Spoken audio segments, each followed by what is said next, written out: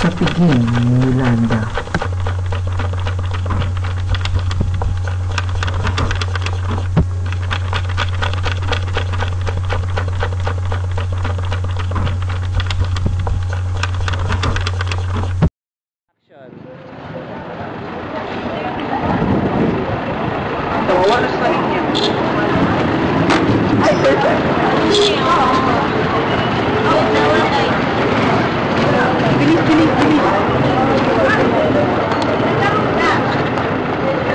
Continue lakad ha.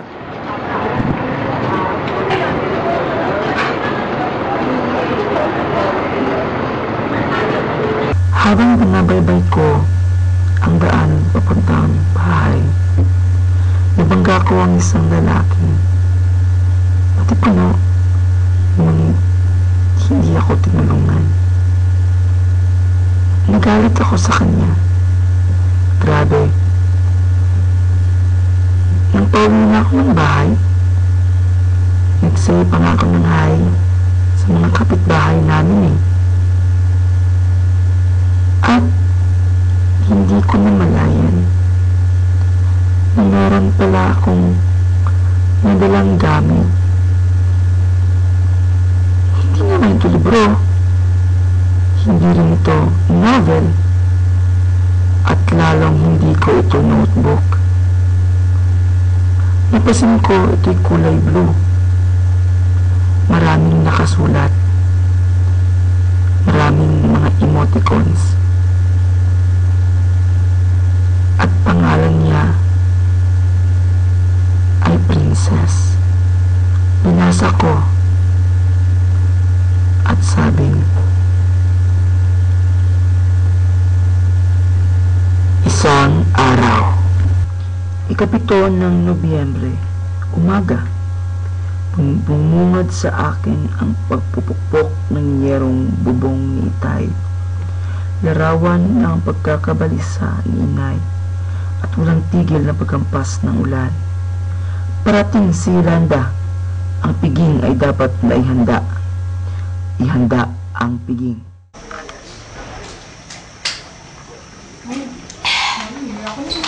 Oh, Gainis! Start na mo. Ala, ako naman yung next dyan. Uy, yung next naman ako na. Ay, alam mo na naman ako eh. Ako siya. Ay. Madam, so ako. Ay, mama! Ano ba? Tayo. Oh, gusta. Ay, ito tayo. Saan ka na? Makabago trabaho. Uy, ako naman.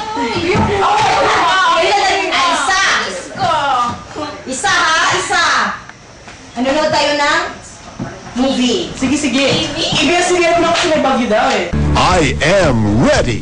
Serbisyong totoo ng GMA News. Nakapasok na sa Philippine Area of Responsibility ang Typhoon Haiyan na tinatawag na Yolanda ng Pag-asa. Ang buong Visayas at ilang bahagi ng Luzon at Mindanao isang nailalim na sa babala ng bagyo. At para sa iba pang update kaugnay ng bagyong Yolanda, narito po si GMA Weather Resident Meteorologist Nathaniel Cruz. Mang Tani, magandang umaga po. Magandang umaga, Kara, Hawi. Dahil sa banta ng bagyong Yolanda, nakataas ngayon ang Public Storm Warning Signal number 2 dyan sa mga lalawigan ng Eastern Samar, Southern Leyte, at dyan sa Mindanao ay sa Surigao del Norte kasama ang Siargao Island, Dinagat Islands, Northern Surigao del Sur, Northern Agusan del Norte. Makararanas sa mga naturang lugar ng masungit na panahon sa mga susunod na oras at posible ang pagbaha at landslides, kaya po maging alerto. Magiging mapanganib din ang mga dagat sa paglalayag o pagpalaot ng mga maliliit na sasakyang pandagat. Itinaas naman ang signal number 1 diyan sa Camarines Norte, Camarines Sur, Catanduanes, Albay, Sorsogon, Masbate, kasama ang isla ng Ticao at Burias, diyan sa Romblon, Marinduque at Southern Quezon. Kasama rin ang mga probinsya ng Aklan, Capiz, Iloilo, Antique, Guimaras, Negros Provinces, Cebu kasama ang Camotes Island, Bohol, Siquijor, Leyte, Biliran Island at Northern Samar. Diyan naman sa Mindanao ay Camiguin, Misamis Oriental, rest of Agusan del Norte, Agusan del Sur at nalalabing bahagi ng Surigao del Sur. Magkakaroon ng mga nabanggit na lugar ng malalakas na ulan na may kasamang pagbugso ng hangin. Okay, Mang Tani, masasabi ho ba nating itong bagyong Yolanda ang pinakamalakas ng bagyo na pumasok sa Philippine Area of Responsibility at least para sa taong ito? Pwede nating masabi yan, Kara, pero para po sa kaalaman ng ating mga nanonood, meron pang isang bagyo na pumasok dito sa atin. Ito yung bagyong Odette na meron ding 215 kilometers per hour center wind at ito'y tumawid dito sa may extreme northern Luzon. Pero sa ngayon, itong si Yolanda na meron na rin 215, pwede pa itong lumakas pa habang lumalapit dito sa ating bansa at itinuturing na nga ito ng Joint Typhoon Warning Center ng US na isang super typhoon. Pero walang ganitong kategorya kasi ang Pag-asa. Pero ang tiyak, napakalakas ng bagyong Yolanda at hindi imposible ang pagtataas ng storm signal number 4 kung kinakailangan sa mga lugar na tatamaan ng bagyong si Yolanda. At namataan ng Pag-asa ang mata ng bagyo sa layong 712 kilometers dyan sa may silangan ng Hinatuan City, Surigao del Sur nitong alas 8 ng umaga. At taglay nito ngayon ang lakas ng hangin na umaabot na sa 215 kilometers per hour malapit sa gitna at bugso na hanggang 250 kilometers per hour. Kumikilos ito pakanluran, hilagang kanluran sa bilis na 30 kilometers per hour. At ayon sa Pag-asa, sa Samar, Leyte area pa rin, posibleng maglandfall ang bagyong Yolanda bukas ng umaga. At sa storm track ng ahensya, malaki ang tsansang sa southern part ng Eastern Samar tatama yung mata ng bagyo bukas yan ng umaga. Okay, Mang Tani, simula kahapon, nagbago na po ba ang direksyon na tinatahak nitong bagyong Yolanda?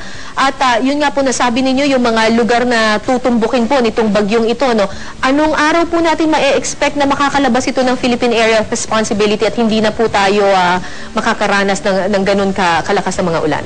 Halos sa ngayon, Kara, pwede nating tawaging well-behaved itong track ng bagyo dahil talagang ang tinutumbok nitong bagyong si Yolanda, nasa labas pa man yan ng Philippine Area of Responsibility ay itong Samar, Leyte area. At hanggang ngayon, ito pa rin yung kanyang posibleng tatamaan. Pero may posibilidad din na hagupitin ng bagyong Yolanda ang iba pang panig ng Samar provinces katulad niya ng Samar, dadaan yan dito sa may Biliran Island sa may Leyte, dadaan ng southern part ng Masbate, tatawid ng Romblon at dito sa may southern part ng Mindoro bago lumabas ng West Philippine Sea palabas ng PAR. Yan ay base sa storm track ng Pag-asa. At meron din tayong tinatawag na area of uncertainty. Ito yung bahaging posible ring maapektuhan o daanan ng mata ng bagyo sa sandaling magbago ito ng direksyon. Pwedeng panorte o dyan sa patimog na paggalaw. Kaya dapat po handa na rin yung mga kapuso natin dyan sa iba pang bahagi ng Leyte, dyan sa northern section ng Cebu at ng Negros Island, dito sa Panay Island, kasama yung Dinagat Island, dito sa may Sorsogon, dyan sa may Marinduque, kasama ang Batangas, at dito sa may Coron, Palawan. Kaya mga kapuso, tumutok po sa weather update at maging handa. At dito naman po sa magiging lagay ng panahon, para ngayong araw na ito sa datos ng Weather Central, magiging makulimlim na ang langit sa Visayas ngayong araw ng Huwebes at sasama na ito ng mahinang ulan, lalong-lalo na dito sa Central at Eastern sections. Samantalang dyan po sa Mindanao ay makakaranas naman ng katamtamang pag-ulan, lalong-lalo na dito sa may Dinagat Island, pero sa ibang bahagi po ng Mindanao ay magkakaroon din ng malaking mga pag-ulan, lalo na po dyan sa may Caraga region hanggang dyan sa may Davao region. Uulanin din ang Bicol region at Northern Luzon habang maaliwalas hanggang sa bahagyang pag-uulap ng papawirin naman na may pulo-pulong pag-ulan, lalong-lalo na dito sa may kanlurang bahagi. At ang babati po sa Central Luzon at natitirang bahagi ng Southern Luzon ay mas maaliwalas na panahon. At ayon sa Pag-asa, hanging amihan na magdadala ng pag-ulan dito sa Northern Luzon, kasama na po ang Eastern section nito. At epekto pa rin ang hanging amihan ng maranasan na katamtaman hanggang masungit na lagay ng karagatan diyan po sa mga karagatang sakop ng Northern and Western seaboards of Luzon. Base po sa gale warning ng Pag-asa, pinapayuhan ang mga mangisda at may maliliit na sakyang pandagat na mag-ingat sa pagpalaot o paglalayag ngayong araw. At dito sa Metro Manila, mababa pa rin ang tsansang mulan pero posible pa rin po ang mga thunderstorm. At yan ang latest mula sa GMA Weather. Para sa iba pang update, bisitahin ang GMA Weather webpage, Twitter at Facebook page. Ako po si Nathaniel Cruz para sa I Am Ready, serbisyong totoo ng GMA News. Maraming salamat po, Ginoong Nathaniel Cruz, GMA Weather Resident Meteorologist. Oo nga, tayo ang lakas ng ulan kanina.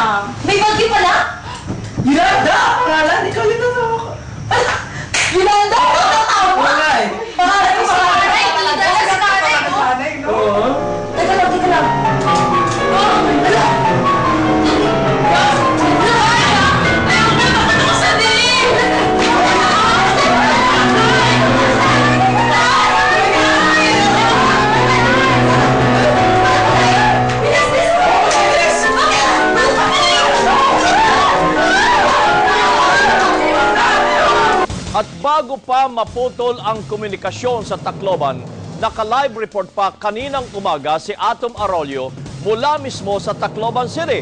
Nakuna niya ang bagsik ng pananalasa ng Super Bagyong Yolanda. Pati na po ang pagragasa ng baha sanhi ng storm surge. Narito report.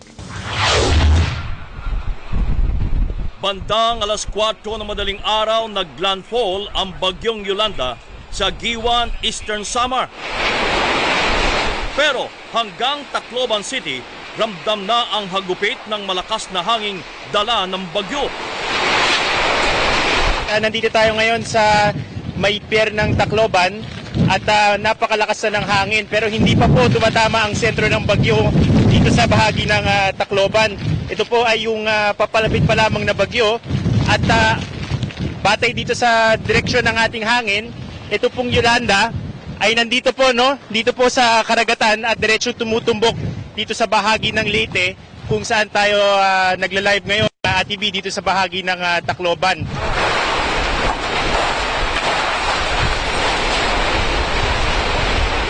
Pasado alas 6 ng umaga, nasa kalye malapit sa downtown Tacloban ang reporter naming si Atom Arroyo at nag-uulat ng live sa umagang kay ganda.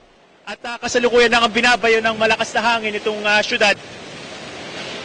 Dito lang tayo sa mga gilid ng mga building para makapagkubli ng konti. Pero sa ngayon, kailangan ko lang ilarawan sa inyo yung nararamdaman nating lakas ng hangin dito. Napakalakas at kung mapapansin nyo nga halos wala na tayong makita dahil doon sa kasama niyang ulan na kung ano-anong direksyon na dinadala nitong malakas na hangin. Dito sa going downtown sa magkabilang bahagi ng kalsada, marami ng mga nagkalat na debris at hindi pa tayo sigurado kung ano yung mga lugar na pinaka-napinsala nitong bagyo. Kaya ako nakasuot ng helmet kasi marami mga lumilipad din ng mga yero.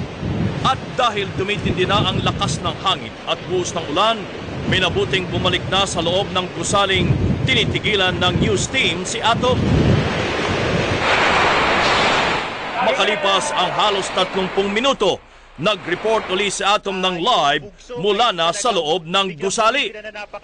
Dito sa aking likuran, ito yung building na ating sinisilungan. Kung mapapansin nyo, merong mga harang na sliding na gate na bakal, pero sa likod niya merong salamin na nagkanda basag-basag na. Kung makikita nyo dito sa sahig, nagkalat yung mga basag na salamin.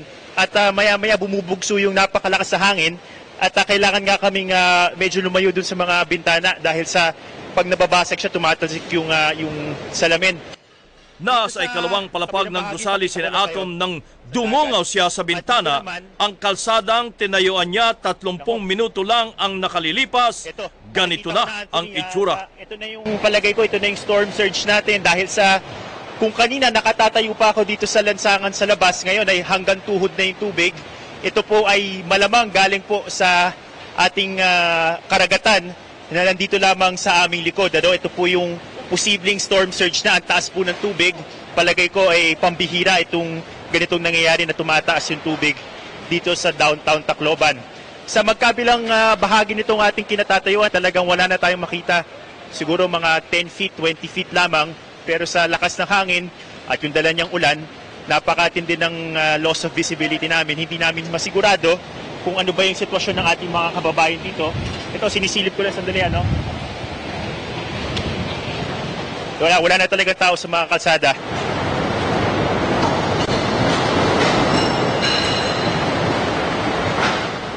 Mabilis na tumaas ang tubig na halos inabot ng 10 talampakan. Walang kuryente sa Tacloban City, hindi rin gumagana ang telepono. Yung mga tambako ng basura na yon ay sa kalsada na. Unfortunately po ay bumagsak ang komunikasyon, kaya ang aming satellite doon ay hindi makapag-feed ng video. At naanod pa, nabasa yung mga gamit namin doon dahil sa lakas ng hangin at ulan na bumayo sa Tacloban City. Mga anak, asan sinay? Hanapin niyo sinay niyo. Ha? Wala. Sige, hanapin niyo. Umalis kayo. Umalis Labas muna kayo sa labas! Labas kayo! Hahanapin ko ang nanay niyo. Magkikita tayo sa convention center. Ha? Huwag kayong mag-alala. Mahanapin si nanay. Magkikita tayo doon. Sige, sige. Bilisan niyo. Bilisan niyo. Huwag kayong magpatakas. Huwag kayong magpatakbo. Takbo! Takbo! Takbo! At simula noon, ay hindi ko na nakita si Itay. Papasok po tayong ulat mula sa Palosa, Leyte, mula sa mismong kapuso natin si Jiggy Manicad, na makailang oras din natin hindi na contact dahil bagsak nga po ang komunikasyon doon sa Leyte. Jiggy, kamusta na kayo dyan, bata? Mike, mula Tacloban ay nasa 6 na oras ang nilakad natin para makabot dito sa satellite setup ng GMA News dito sa Palo, Leyte. At sa katunayan ay dahil nga sa pagbagsak ng mga communication, mga cellphone, ay nawalan tayo ng komunikasyon matapos tayo makapag-ulat kanina sa unang hirit at Super Radio DCBB. At ito ang ating mga nasaksihan habang papunta dito sa bayan ng Palo. Ito'y syudad ng Tacloban. Kinailangan nating maglakad, tumawid sa mga binahang kalye at mga poste. At nakakalungkot, Mike, na itong tatay na ito ay hawak ang kanyang 6 na taong gulang na anak na natrap at nasawi sa isang evacuation center dyan sa mismong Tacloban. At makikita nyo po yung inabot ng mga sasakyan dyan sa mismong downtown. Ito yung mga nagkalat na bahagi ng mga bahay dito sa isang kalye din sa Tacloban at mga puno na bumagsak sa mismong kalye. Kaya makikita natin may hirapan, pati mga poste mahirapan po pumasok, yung mga rescuers, yung mga ambulansya, at kinakailangan talaga dito ng clearing operations na tuloy-tuloy. Yan ay isang bahagi pa rin ng Tacloban at mga poste na tinawid namin para lamang makapunta rito. Sa lakas ng hangin kanina ay tila nasa gitna po kami ng mata ng bagyo sa kinatatayuan o kinapopwestuhan namin. Katunayan, yan po napahilig pa yung puno ng nyug niyan. At itong susunod na video na ipapakita namin ay kung paano naputol mismo sa harapan namin ang isang puno ng nyug. Yan po yung aking binabanggit. At katunayan, papakita ko po sa inyo na kahit papaano ay safe po yung team na naririto sa amin. Kasama namin dito, kabilang na po sila Pag-Uber, Mike. Jiggy? Hello, Jiggy? Ubos na po ang ating oras. Jiggy, ubos na ang oras ng 24 oras at babalikan ka namin mamaya. At buti na lang ay ligtas kayo dyan, Jiggy. At yun ay pinasasalamat din natin. Salamat sa inyo dyan, Jiggy. Ingat kayo. Hanggang sa kami inamabot.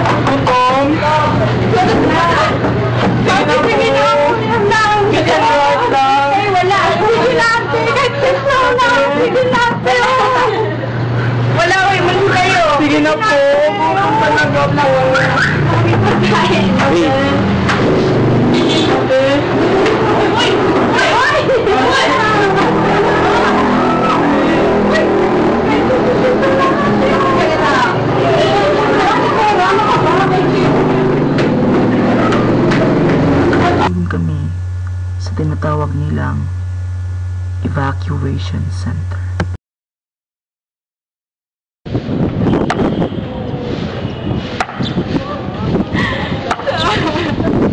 Bakit mo kami iniwan tayo? Ano ba? Tumigil ka na nga dyan? Bakit yan? Tigilan mo na yan. Kahit anong iyak mo dyan, hindi na yan babalik. Hindi na yan mabubuhay. Halika na! Nandito ba? Ngayon! Nagawa ka naman ng paraan! Ano ka naman? Ayan na! Saan naman? Ayan na! Pinsan na natin lang! Tawa mo kayo! Walang hiya ka! Hiya ka! Nahiya ka ni Nanda! Nangyari dahil sa'yo! Hiya ka namin ito! Walang hiya ka!